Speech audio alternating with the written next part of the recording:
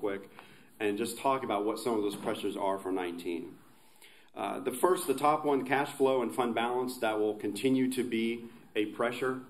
I don't see that being an eased pressure for a number of years.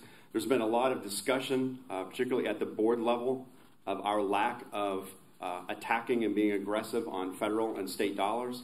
I'd like to remind the committee that we can be as aggressive as we want to be.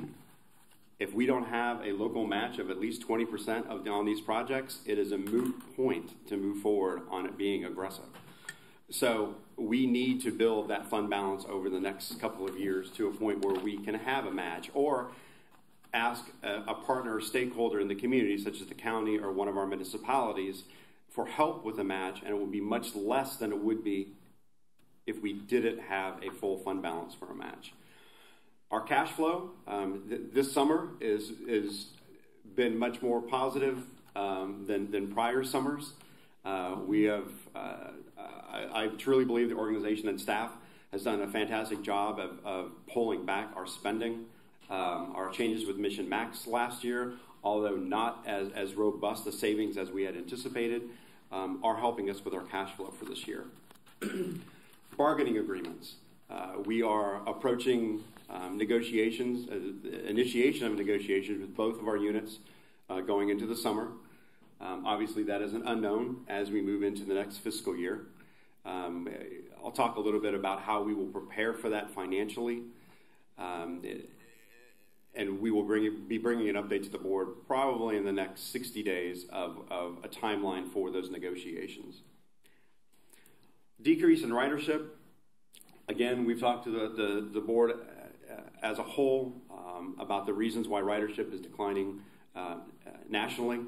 During the APTA conference here in Tampa that we hosted, we had the opportunity to talk to a lot of agencies across the country that are all still seeing, in some cases, double-digit declines in ridership.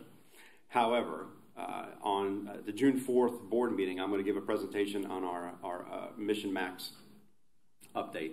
And we're starting to see our month-to-month start to plateau a little bit. The loss of ridership that we had seen year over year is not as drastic. So we'll be talking a little bit about that, but it is an issue for us as we move forward.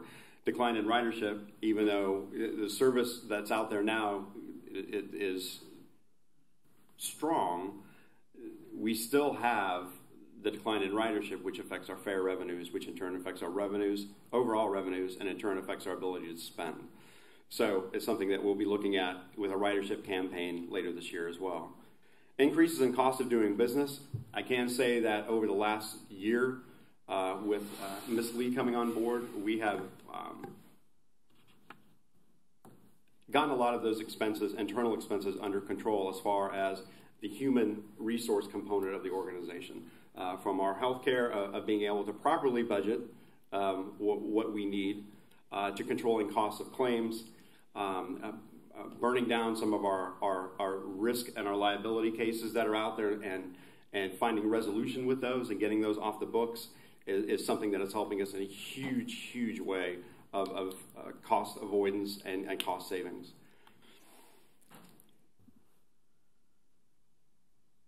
Although we cut in Mission Max, at the last board meeting, we talked about putting back in Route 57 or Route 48 for Temple Terrace. We're putting in 275, and we have the Uptowner. That's adding $4 million of additional service to the 18 budget. Now, typically what we do as we prepare for the next budget is we talk about adding the next year's component of the TDP into the budget. We just are not going to be able to do that this year. The $4 million is and you'll see why that $4 million is so important as I start to go through the presentation more. It's service that is necessary and needed. This is something that we feel very strongly about with the discussions with Temple Terrace and Hyperlink fading away at the end of July. So that's necessary. So this isn't a statement of, oh my gosh, we're adding $4 million. It's, hey, we're adding $4 million because we need to add $4 million worth of service because we have justification for it. It just happens to be a pressure that we have to deal with as we start to work on balancing the budget. So this is a slide you've seen a couple of times, particularly at the board level. The point of focus for our FY19 budget. Focus on the charter organization needs, and I would say that adding the 48 back in absolutely does that. We heard our constituents, we heard one of our charter municipalities discuss adding that service back in. We talked, we added. So again, it's focusing on the charter organizations. We have a lot of talks going on right now with the city of Tampa concerning the streetcar and the downtowner. So a focus going into next year is addressing those needs as well. Engaging the business community, economic engines, and solutions. Again, at the last board meeting, you saw a model for the uptowner that is perfect to be replicated elsewhere in our community. And I believe very strongly that we have strong staff that can now go out and forge those relationships with organizations, so the public component of the necessary funding is lower than what the private sector is putting in, or other stakeholders. I think that's very important going into not just next year, but the next couple of years. Aggressively seek federal funding. We'll aggressively seek it, but we also need to aggressively build that match. Continued fixed route expansion paradigm. Again, I think we're doing that with the 19 budget. We're adding 275 LX. We're adding the 48. We're doing away with the Entowner because of poor performance and the negotiations with the city of Tampa. So I think we are compartmentalizing that paradigm of always adding buses. Solutions need to be more organic and nimble. We have a great opportunity to look at different types of solutions. We have RFI out on the street for TNC's rideshare solutions. We are putting out an RFI for circulator solutions. We have our AV our solicitation that's out on the street right now. So we have the opportunity to really develop those types of service models that are organic and nimble, and we can collapse quickly and using my favorite capital P word, which is pilot. Doing a lot of those where we can, hey, it's 6 months, it doesn't work, we end it, we move on. We need to be able to do that without locking our taxpayers into long-term service that we're contractually obligated, but it's not providing any benefit. That paradigm needs to be broken. And pulling riders into the core grid. So again, all of these intertwine with one another. From engaging the business community to looking at organic solutions, pulling people into the grid that we remodeled in Mission Max. So an overview of our operating revenues. And again, as we always do in May, I'm going to end this with a deficit. And we've done that for the past 5 years. By law, we have to provide a balanced budget. By good stewardship, you should provide a balanced budget. We will have a balanced budget by the time we come back at the June committee, July board meeting, to be able to show you. So, where we are with operating revenues, and I won't go down every revenue line, we're looking at an additional $4 million of revenue for next year. And that comes primarily from an 8.4% increase in ad valorem, or property tax, which, and I'll talk about that in just a second. Our revenues, we have a whole new revenue line for next year, and that's smart cards. We have not had that ever. It is new with our going live with Flamingo on Labor Day-ish, Labor-ish day. Later this summer, we will be going live, but it is an additional revenue source. Not additional, it's just a reclassification of a current revenue source. But we have smart cards. CNG rebates aren't alive and well anymore. We will not be seeing those next year. We continue to see the ridership loss, which is contributing to our fare reduction. We are in negotiations or working on putting ATMs at some of our transfer centers. We're looking at allowing cell tower placement on some of our properties. We've been looking at that for quite some time. It will be additional revenues. It won't be millions of dollars of additional revenues, but it will be additional revenues like we have with Megabus and Red Coach and the leasing of our hidden river park and ride. But it is trying to diversify some small revenues, and every dollar matters. So we don't have an exact amount for that next year, so instead of being like I typically am, a little bit aggressive in saying we're going to have this much, we're just going to leave it at zero, and anything new that comes in, we'll report back to the board and be happy. The 8.4% estimated growth in ad valorem. So that's $3 million-ish over in additional revenue. Something that we have to keep in mind, and we go back to that pressure slide, is that if in November the homestead passes, we're looking at about a $1.8 million hit to our ad valorem in fiscal year 20. So as you'll see, we're kind of thinking ahead a little bit of trying to bank some of that money. So in 20, it could be almost a seamless year to year. We won't feel that bump. However, 21, 22, 23, 24, and 25, we're going to feel that bump. Our partners are going to feel the bump even more. The county and the municipalities are going to be hit pretty hard by that exemption if it passes in November. We are planning on it passing and planning purposely in that manner. We do have an increase in FDOT funding. We're happy with our FDOT partners. We're getting additional funding for the 275 LX, $270K for the Uptowner, $100K for Route 48, and some of that is money that's being shifted around. We had talked about that a couple of board meetings ago, where FDOT's allowing us the movement of grant funding to accommodate these new routes instead of making us continue funding routes that are not successful. The shifting of FDOT hyperlink funding to Route 48.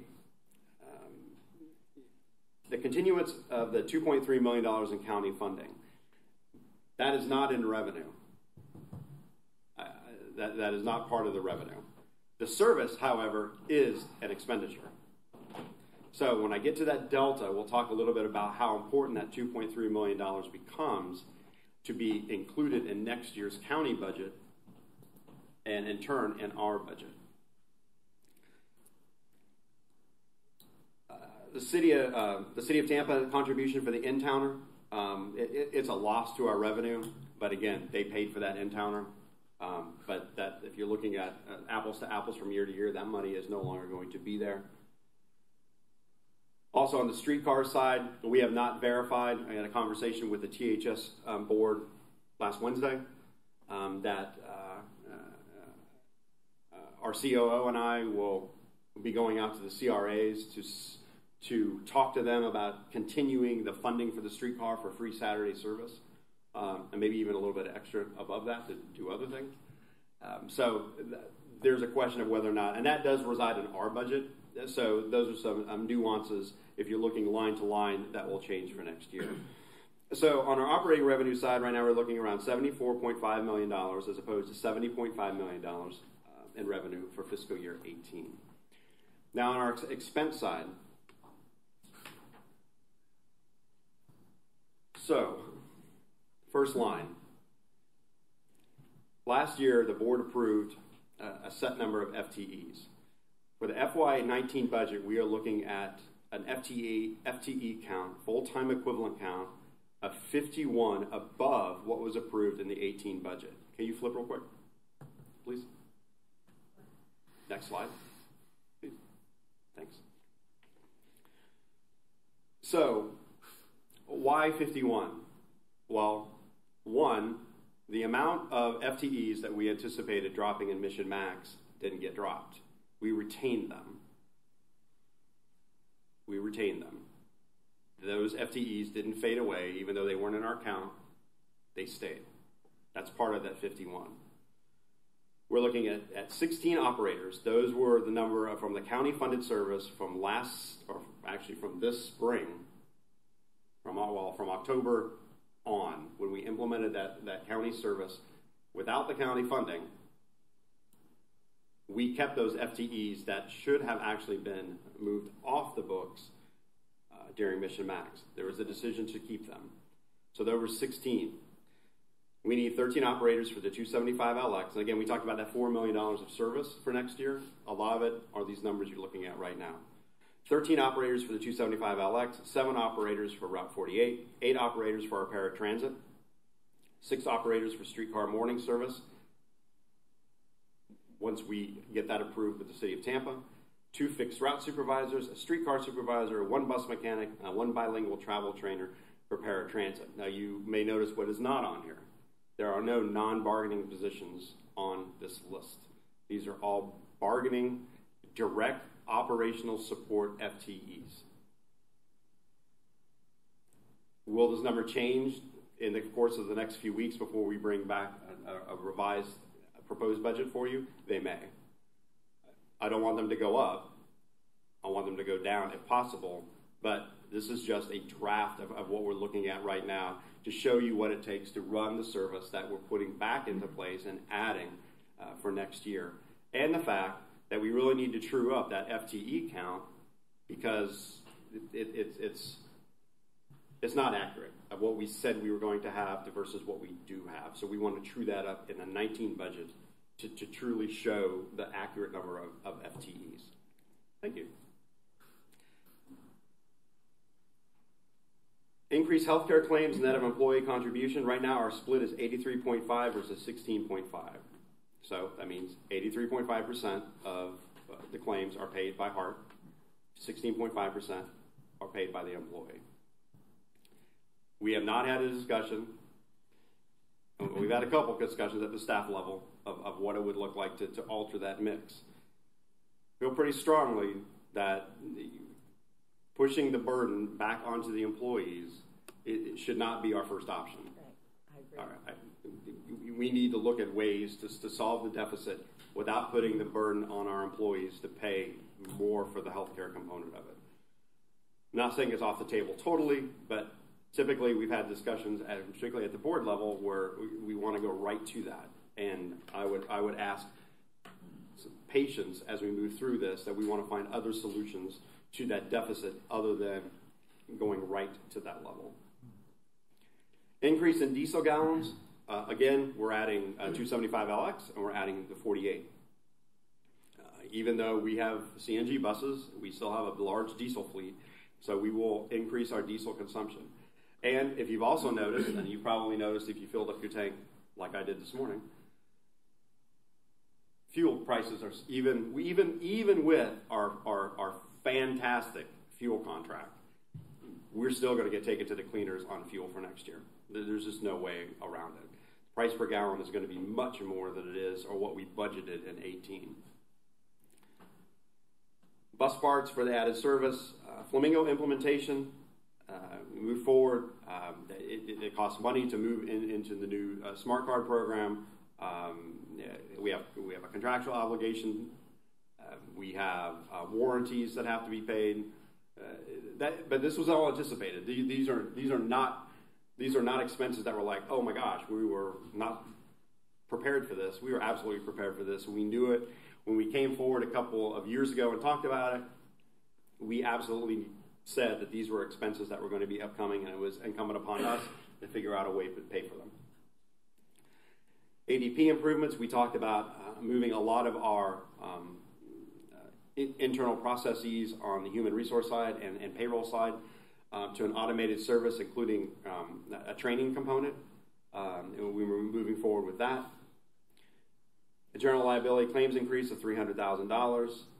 Which is really aligning ourselves to what we're looking at, what we're spending this year. So this is much more trued up amount. And we have a $1.2 million contingency reserve. And this is exactly what it says. It's a contingency. And what it really is, and staff may actually smile at this, it is the help Jeff balance the 19 budget reserve.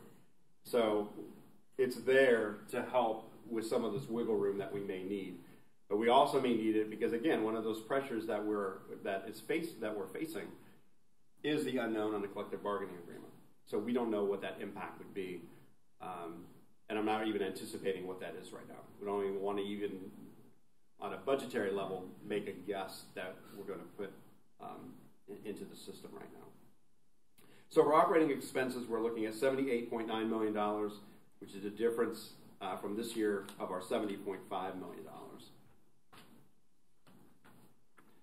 So our tentative budget deficit, right now we have a $4.3 million deficit.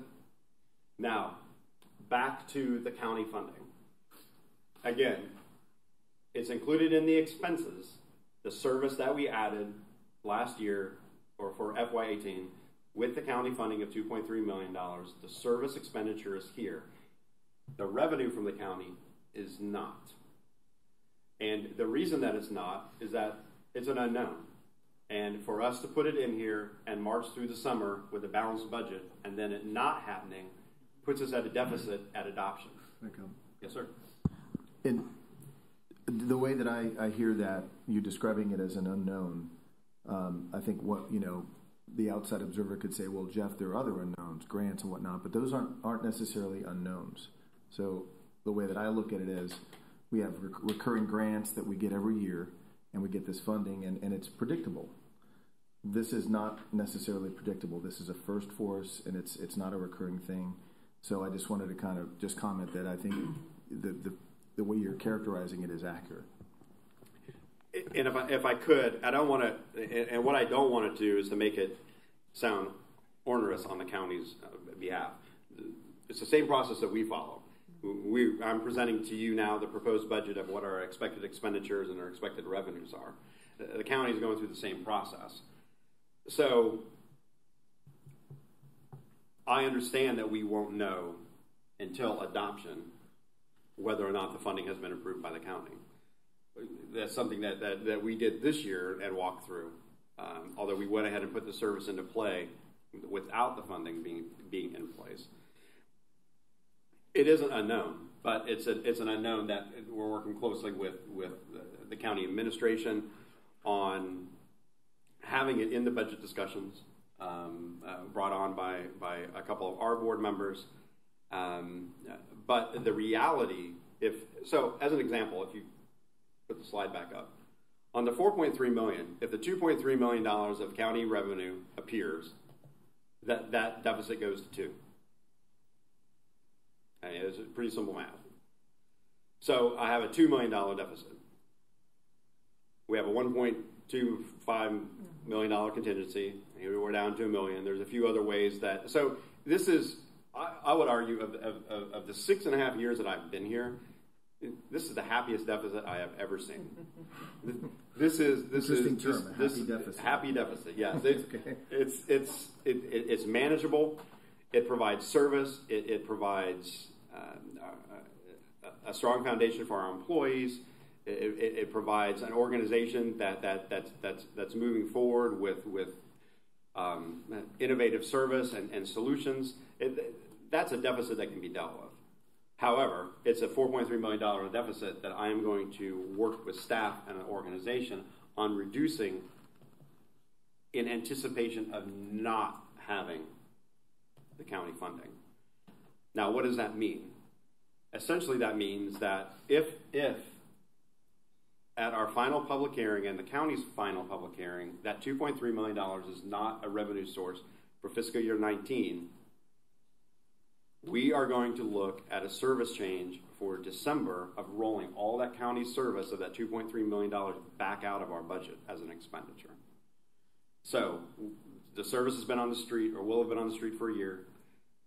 One of the only ways to really balance it is to pull those services back out. Now, as we move through the budget year, we may find ways of altering some of that service or making it a little less cost prohibitive. But the plan as it stands right now is the best way to drop a deficit number that has an expense and no matching revenue is to drop the expense or bring in the revenue. For planning purposes and for transparency, we are going to budget towards we won't have it and we're going to have to back that service back out. So it's just a fact of this budget development that we're going to be working on, that I want to make it very clear that it's not a given that if we don't receive that funding, we can continue that service. That service was predicated on that funding, and that's part of our deficit right now. So I am working with Mr. Merrill. We're looking at refining some of the funding that was actually provided in 18. Some of that was actually not part of the 2.3, but the county also budgeted $350,000 of capital money for HART, which we weren't really aware of until maybe a month ago.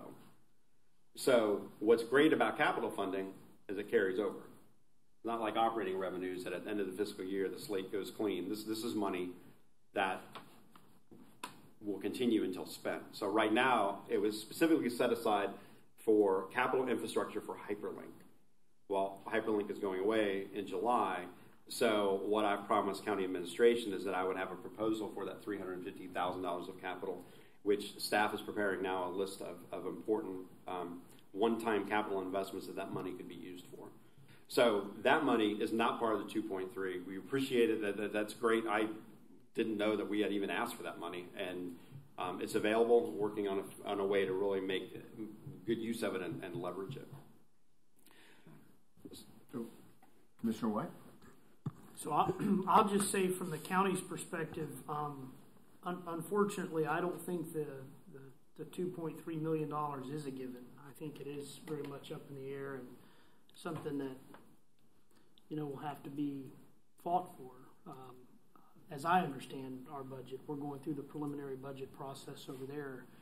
I don't think it's just a formality that needs to be rubber stamped at this point. I think it's coming in as a commissioner item, if I'm not mistaken. I believe so, yes. Yeah, and those are,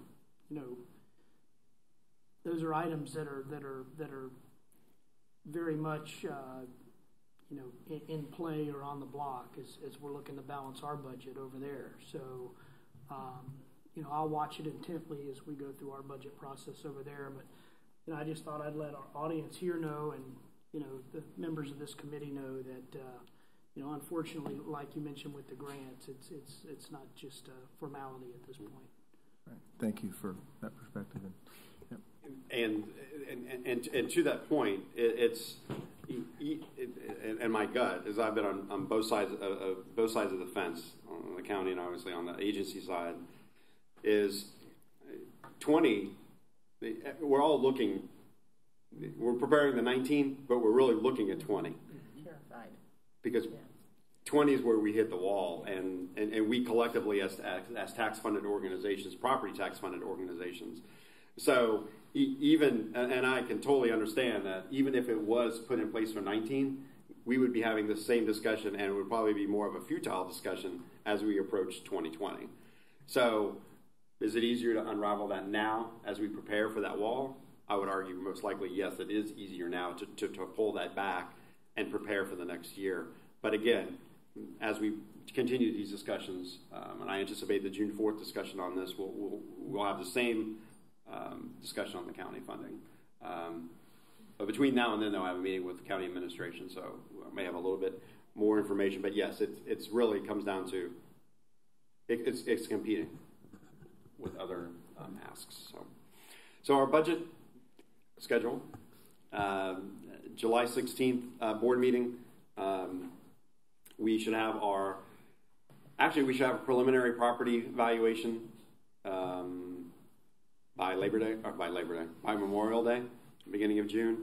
In July, we will set our not to exceed millage rate, something I didn't put on here, but it's that deficit and the revenues are based on staff recommending a setting of the tentative millage at our charter cap of 0.5 mils is what it has been the last few years.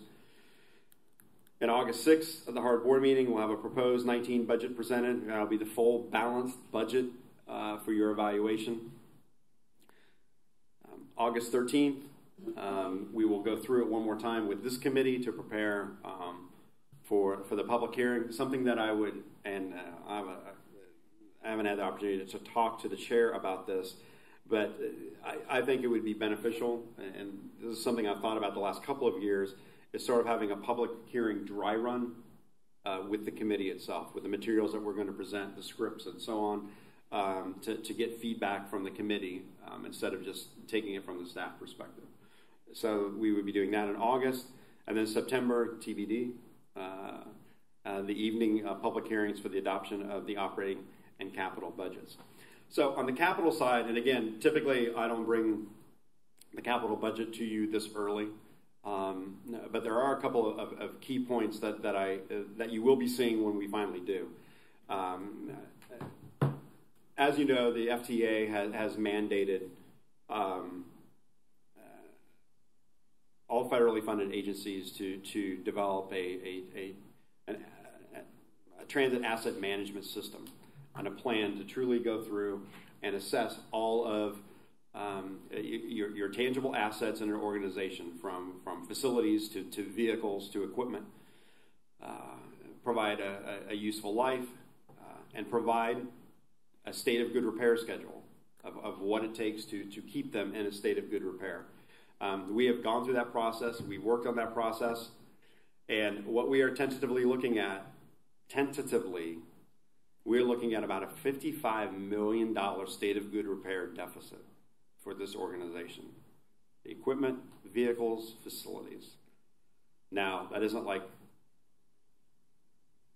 cliff jumping type of deficit, but it is something that we very much have to strategize on how we are going to address that moving in to the next 5 and 10 years.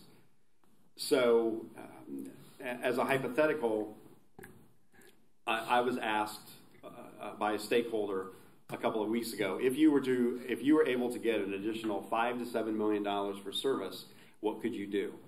And my first reaction was, I would appreciate $5 to $7 million of one-time capital money to start working on these issues.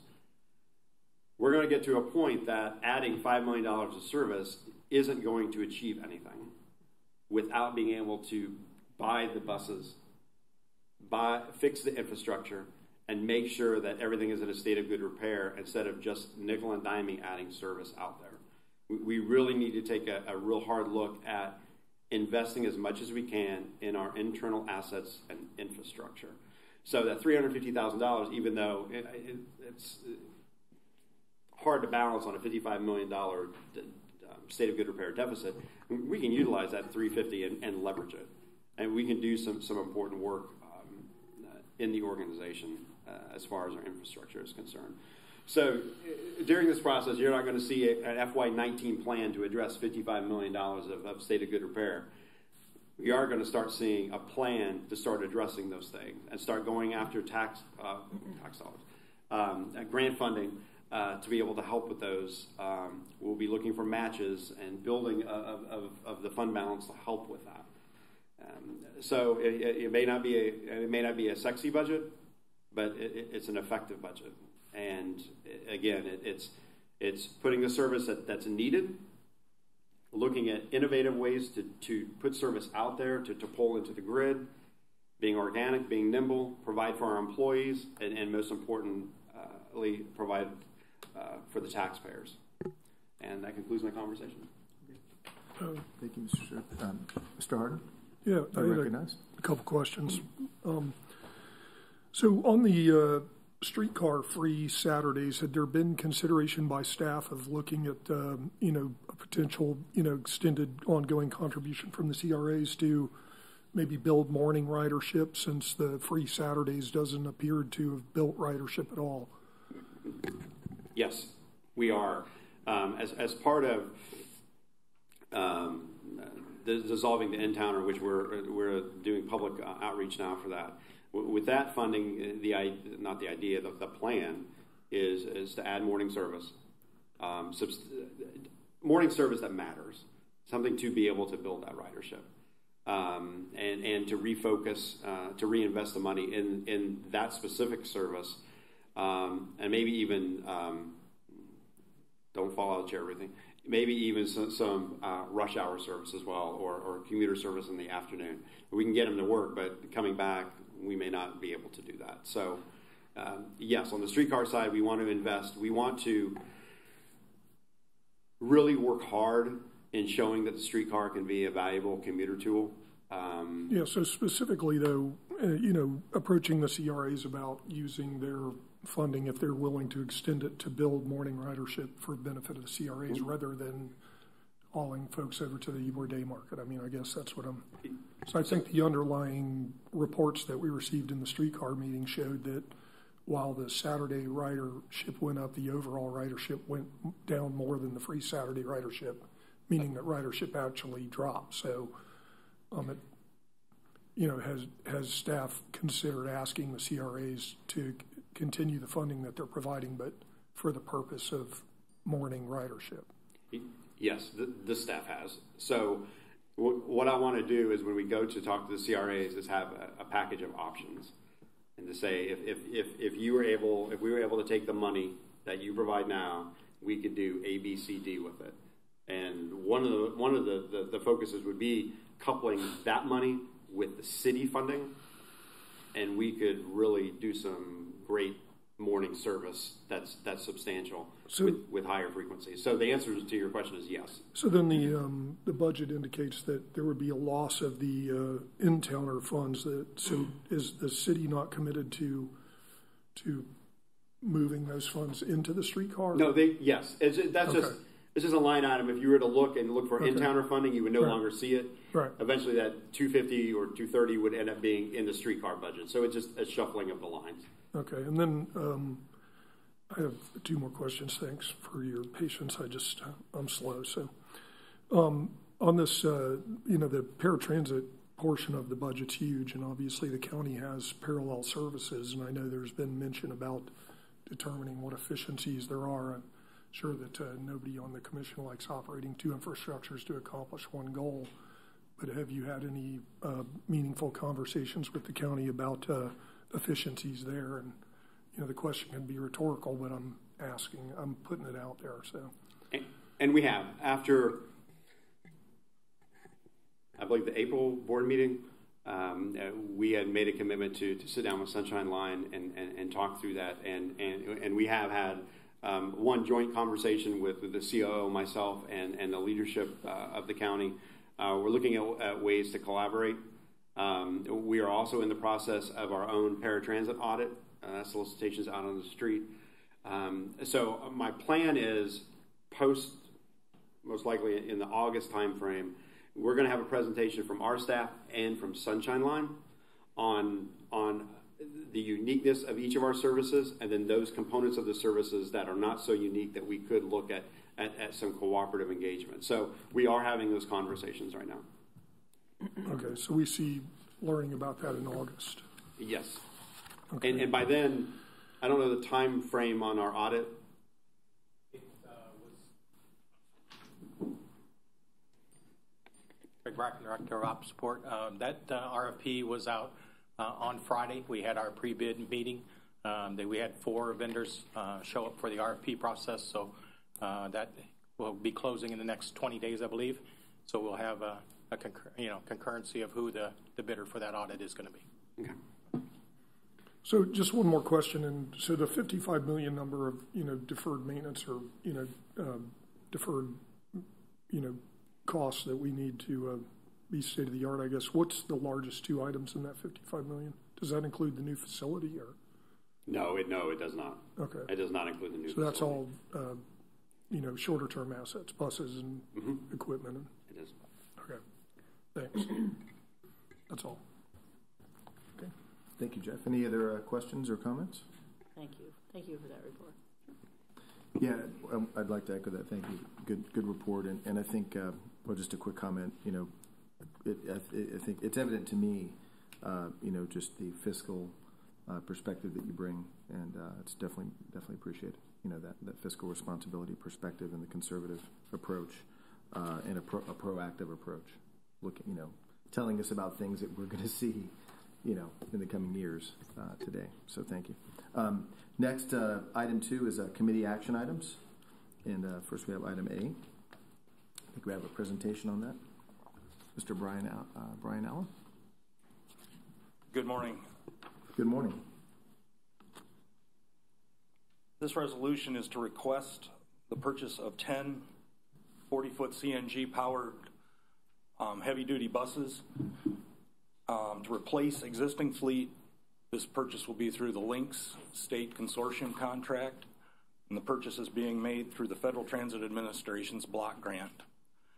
This purchase of these 10 buses will bring our CNG fleet up to 70 buses out of 160 for the active fleet. Okay. Does anybody have any questions? Oh, Mr. Seward, you're recognized. Why aren't we ordering 11 buses? We are holding back on the 11th bus so we can order paratransit vehicles, which I will be bringing to you next month. How many? Hopefully 7, sir.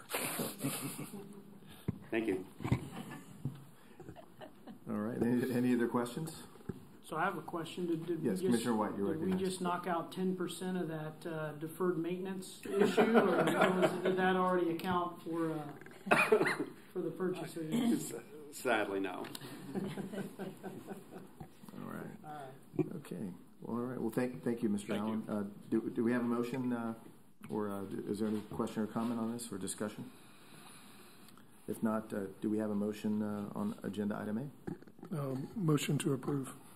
All right. Do I have a second? Second. Second. Okay. All those in favor say aye. Aye. All those opposed, like sign. Okay. The motion carries. Item 2A. On to item 2B. We have a presentation from Cindy Zambella. Ms. Cindy Zambella. Good morning. Good morning, Cindy Zambella. I'm the Budget Director and Grants. This morning you have a resolution before you that will authorize the Interim Chief Executive Officer to authorize the application for the Surface Transportation Block Grant. The Surface Transportation funding is granted through the Federal Highway Administration. It's transferred to HART through the Federal Transit Administration and provides the largest source of revenue for our bus replacement program. As you just heard in the previous item, we'll be using this grant to purchase 10 buses. Over the last 5 years, we've received approximately $19 million. We've replaced 35 40-foot buses and 4 small cutaway buses. Okay, great. Are there any questions? Thank you, Ms. Zambella. Are there any questions or comments? Move the item. All right. Commissioner White would like to move the item. Do I have a second? Second. All right, second. Okay, all those in favor of funding our organization, please respond by saying aye. Aye. All those opposed, like sign. All right. Agenda item 2B carries. All right. Next we have agenda item 2C. Good morning. Good Linda morning. Crescentini, Good morning, Interim Ms. Crescentini. Director of Enterprise Project Management. And we're here today to ask for the advancement of the design for the heavy maintenance facility. And before we get started, we're going to do a very brief presentation for you to introduce the design build team and where we've come from, why we're here today, and our next steps going forward. So with that, I would like to introduce Ms. Julianne Bandies from Bandies Construction. And just a very brief bio on the team that she brings with her today is Bandies Construction is a local contracting firm who's been in the area for 32 years, very successful firm.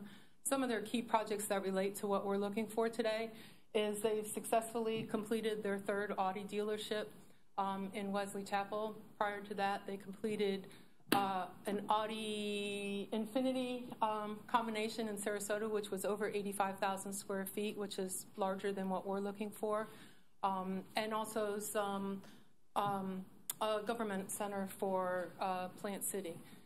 With her team, she's also brought, they're responsible for the build part of the design build project. With her team, she's brought Wendell. They're a national architectural firm that has designed hundreds of transportation projects, transit, and specifically heavy maintenance buildings. So some of their key projects recently is for heavy maintenance is they've recently completed Fort Myers locally and Washington, D.C. Also, as part of the team is we have Mr. Lowell Clary from Clary Consulting, and he is helping us with looking at the financial impact of the project. He brings expertise from assistant in a prior life, being assistant secretary for the Florida Department of Transportation for finance and audit. So with that said, I'd like to introduce Ms. Julianne Bandies to give you a very brief description of what we're looking for. Thank you. Good morning and welcome. Good morning. Thank you for having us. Me and my team have been working for many months with your procurement and facilities teams. So we were successful in the RFP for the renovation of your heavy maintenance building many months ago. Since then, we have gone through many iterations of pre-design work, site analysis, and we have come up with the solution of kind of engineering a new facility for you. There is just a number of issues which I'm sure the committee is familiar with in terms of the old facility. If you haven't been through it, I invite you to walk through. And so over these past few months, we've analyzed this, And my purpose today is to kind of convey to you what we've done, our recommendations, and then to request approval for the design phase portion. The original renovation proposal divided the building into 31 different areas. Each area had multiple breakouts in terms of electrical, mechanical, plumbing, architectural improvements. And these improvements did not include upgrades to your site. They did not include upgrades to the entire structure. So when you improve more than 50% of a building, you have to bring all systems up to code, mechanical, electrical, also things like ADA compliance and hurricane hardening. And it also left off a few other items like workflow, building layout, security, lighting. I assume those items were not included because your procurement team just wanted to be judicious with costs, not kind of throwing it all in there. In addition to those issues, there were other items being addressed through separate RFPs that were not under my umbrella, such as hazmat remediation. There are some contaminants on your site, and then also a major re-roofing project to the HM building that was to take place shortly after my work was done. So if we see this slide here, I provided an overview of costs that we have projected in terms of our RFP and also other costs that the agency would incur. And by far, the biggest variable here you'll see is the site. Your site has been an issue that's been under discussion for many years. Most recently, in 2017, a study was done to examine ways to deal with the stormwater that has been collecting here and elsewhere throughout the site campus, throughout the HART campus. HART sits in kind of a basin. It's a receptacle for almost 36 acres of residential area. And so dealing with that has been a challenge. Previous to that, there had been a joint study between HART, City of Tampa, FDOT, to determine where the water was flowing. And so I'm coming to you here today. The only reason I can really kind of commit to engineering the site is because this previous work has been done. And so you'll see the screen there. The last report that was commissioned had 3 separate options for figuring out the site, kind of the Cadillac option, a step down that would have provided, kind of lesser relief, and then sort of a Band-Aid that would have been very minimal. And that's why the spread on that number is so large. We are asking for approval for site design as part of this design contract. The site is what I think is the most critical part. And then, of course, the HM building is in kind of disrepair, as I've spoken about previously. There's a good primer in the handout for today's meeting on the history of that building. So if we're authorized, the site design and building design will proceed at the same time. We project it will take between 8 and 9 months. And I'm going to show some of these flooding slides, which are pretty, there's more than this, but the problems are significant. And this is where we are proposing to locate it here on the site. So we've completed pre-design analysis. So this involved 2 days worth of meetings with pretty much every department in your agency to determine exactly what we needed. We did an examination of bus flow, and this is where we ended up putting the building. These are the layouts we're proposing. These will be refined during design. And here's a 3D rendering, which kind of show a very modern, functional building.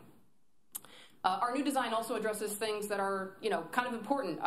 Bus flow, employee access, employee parking, refueling, things that were also outside the scope of the original RFP, but are very much worth addressing. And at the end of the design process, at the end of this contract, you will have a fully permitted set of design, vertical building drawings, as well as civil drawings with a guaranteed maximum price for construction. That's important because at that time we can kind of commit to funding in ways that my partner Lowell Clary will elaborate upon. Lowell is a transportation finance expert. He worked for FDOT for a number of years, and we'll work with your team to propose innovative financing solutions. If, for example, at the end of this design process, there is some reluctance to move forward with the actual construction project, I still think this proposal provides value in terms of improving the site and providing an option for the new building. These plans and the budget will last for some time, and so at the end, if there's additional questions from this committee or the larger board committee, we'd be happy to address those and kind of move forward in a prudent fashion. And at this point, I'd like to kind of move forward with any questions and answers, and maybe invite Lowell up here to discuss financing. All right, Commissioner White, you're recognized. So how would the cost of this proposal compare to just acquiring a new site and building a new structure on a new site? Because it seems like we have some significant issues. You do. Here. You're located in a great spot. It would be hard to find the amount of land you would need to kind of build vertical. You also have existing infrastructure here, which has been developed and maintained. And so the cost of the building is significant, but I think overall it's the best option. I mean, you don't want to go around looking for an entirely new campus. It could be much farther away. There would be additional costs incurred. To what magnitude, as a percentage, let's say? Well, the vertical construction number really is going to stay the same no matter where you go. And so then the question is, well, what's the other cost? Where are the other costs attributed to? And the site costs are significant. I mean, you could go around and look for a new facility, but I still think investing here, given land prices in Hillsborough County and the central location of your 21st Avenue campus, it's pretty hard to beat. I mean, you are not in an enviable position in terms of where to, retain your stormwater and deal with it here, but it's one of those things that you'll have to deal with eventually, and I do think it's in the best interest of the agency. Mr. Stewart? Mr. White. Thank you. So how confident are we that the stormwater issue will be solved, completely mitigated? I mean, I guess in a 100-year storm event, we probably still stand to see some issues, but that's my greatest concern. It's a big concern, and it's one that we've thought a lot about. We've actually had extensive meetings with my team and HART staff and the City of Tampa and FDOT all in the same room, trying to get together and understand kind of the regional nature of these flooding problems. These meetings have been going on for some time, and part of the request in this design contract is to continue those conversations and come up with a feasible design that meets everybody's needs. So I'm reluctant to say there's going to be some resolution between our agencies, but I do note that they are willing to play ball. The City of Tampa specifically has been very receptive, and perhaps you can even help us with those conversations. But it's a regional issue. Flooding's not just happening here on 21st Avenue on your campus. It's happening throughout the basin and throughout the it's called the 43rd Street Outfall Basin, throughout that entire geographical area down through I-4. You guys are really right in the center of it. Have you talked to, and I can't speak for the two municipalities that are part of this agency, but have you spoken with county administration to see if maybe we have land that would otherwise be on the surplus list that they'd be willing to work with HART on? No, we haven't, and one of the primary reasons why we feel very strongly about maintaining the current site is the amount of federal investment that we have at that site. We have a multi-million-dollar compressed natural gas facility that the federal government paid for and is intact. We have our diesel fueling stations along with the tanks and fueling apparatus. And by the building of this facility up, one, at a higher elevation than our current facility, it allows all of those current assets to stay intact without having to modify, move, or rebuild them at another site. So we feel pretty confident that, one, we aggressively address the stormwater issue by getting the funding to be able to go and actually do a study on what's necessary. Working with SwiftMud and the basin issues, I would argue that we have seen a decrease in overall flooding on that site over the last couple of years. That picture is sort of dated.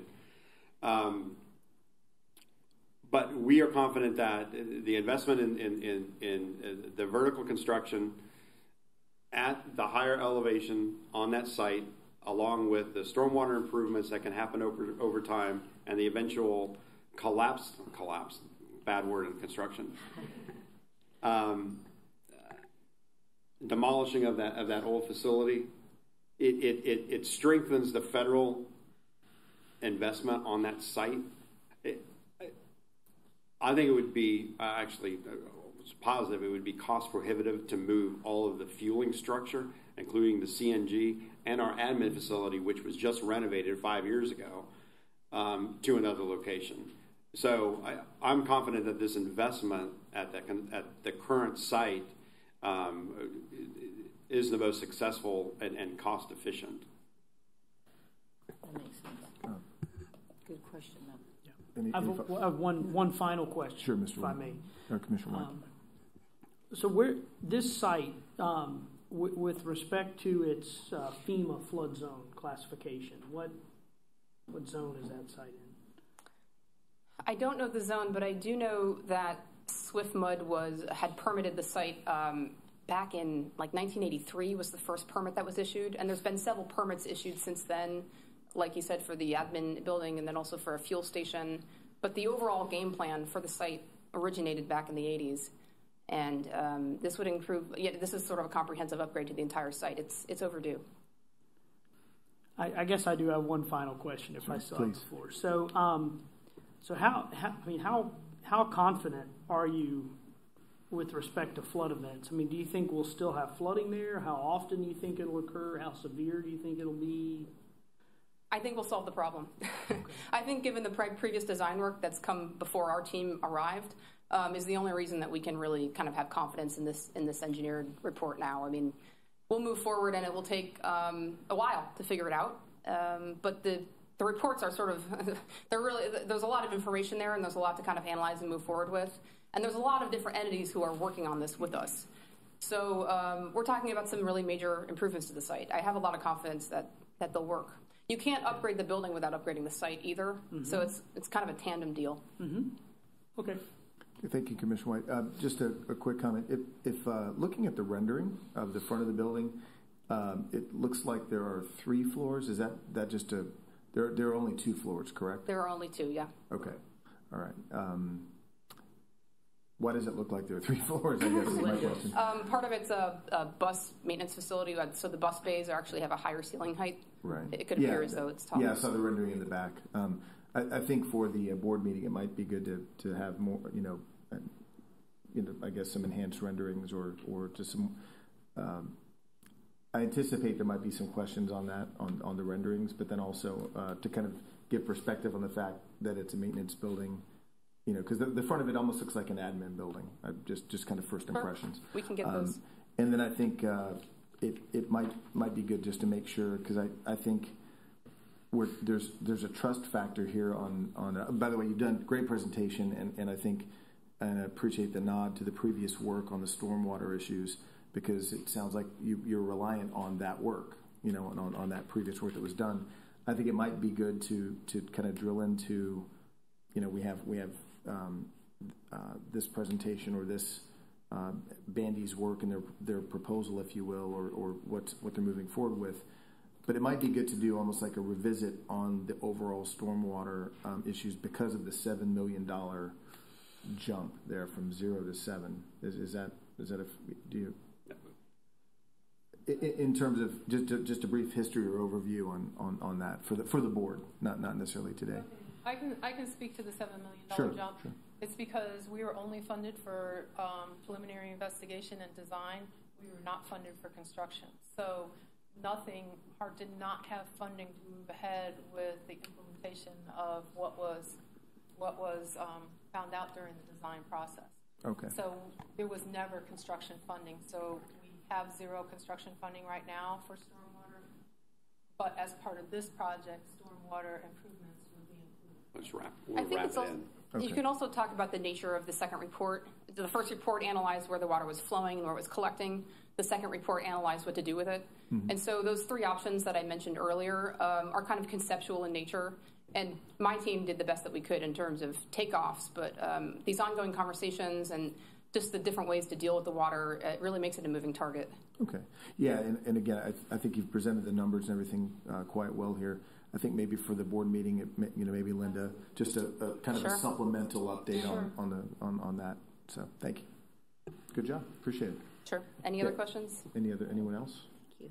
So okay. Mr. Hardy, on the supplemental information we're talking about, it would be helpful, and I think that to push this forward for the whole board to make a decision on is the time is now to do that. But on both the the overall cost projection, project elements, a bit of a more breakdown of what you're projecting the costs are going to be after we agree to pay this large design fee, and then a little bit more of a breakdown of what this design fee actually includes with regards to kind of civil and architectural and site conceptual, and that would be helpful for me personally. If I actually do have another slide or two to that effect. Okay. So this is kind of a proposed project timeline here, which I've kind of already gone through, and you can look at in more detail if you like. Here's some other cost data on similar buildings that you might want to look at. The best example we have now is a Pasco County project that my firm just won last week, actually, for a very similar building, also designed by Wendell, our architectural partners. So we have some confidence in the vertical building number, even though the design is not complete. No, I understand. I'm asking for like it to be unrolled a little further than that, so sure. We can understand like building equipment, site work, site design, building design, FF&E, so. Absolutely. Thanks.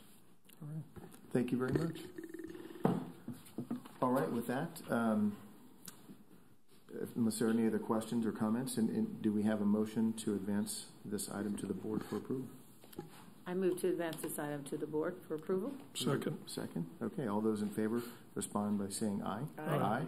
All those opposed, like sign. Okay, the motion carries. Thank you all. Appreciate it.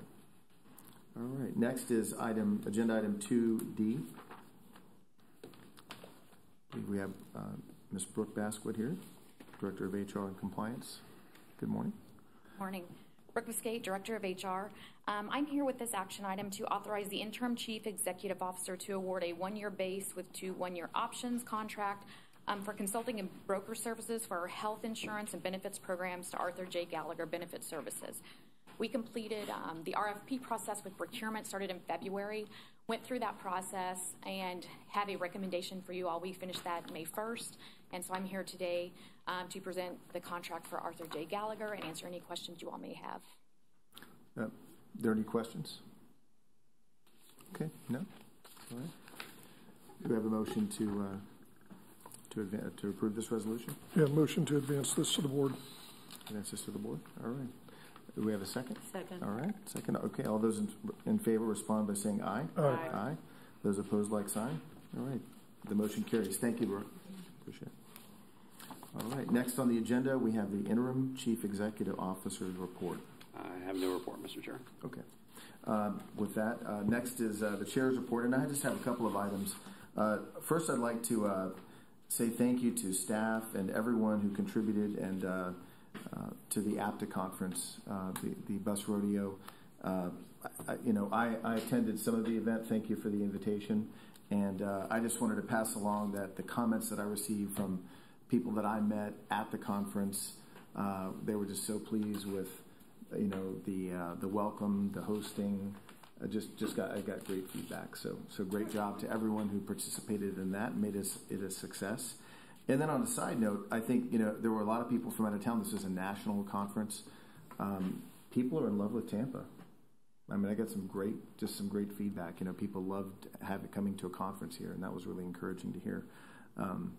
One other note on partnerships, and kind of tying in ridership and partnerships, and Jeff, I know that you've commented multiple times that, ridership is plateauing, I guess, right now. As opposed, and given the state of things nationally, like you said, that was discussed at the conference. Plateauing is, we'd like it to increase, but we're dealing with what we can, right? So I think as we move forward, these discussions and our actions and our are as much as addressing or dealing with the reality, today and moving forward. There's so much happening. I actually got my first ride my third ride in an autonomous or automated vehicle, I should say, and it was on the Selman Expressway. It got up to 50 miles an hour, and I just bring that up because things are changing very rapidly. There were folks there. It was just a great experience. But I think that I'm glad to see that our perspective is that we're adapting to the current environment and the coming environment, as opposed to trying to, maintain old ways for the sake of maintaining old ways and doing things the way we used to do them, because that's the way we used to do them. So thanks. That's a credit to you guys and Jeff for your leadership. One other thing, let's see, I think that was it. I definitely look forward to, I know there was some discussion, again, this ties in with the finance part, so I'm going to bring it up. It's important to our committee, as far as our leadership. And I couldn't make the last board meeting. I do apologize for that, but I do hope to make the next one. And I definitely plan to express my thoughts on Jeff's background and his role and the importance of that financial perspective in a CEO, like almost in the current time, in the current circumstances. A lot of times things are about a certain context or time, and I just want to, I plan to, kind of bring that to the table if as needed. So that's it. That's my report. Thank you all, and with that, I believe we're adjourned. Have a great week. Thank you. Thank you. Mr. Hart. Have a great week, you guys. I want you to know, I was at that, what's that project? Nehemiah project? Thank you, sir. Yeah.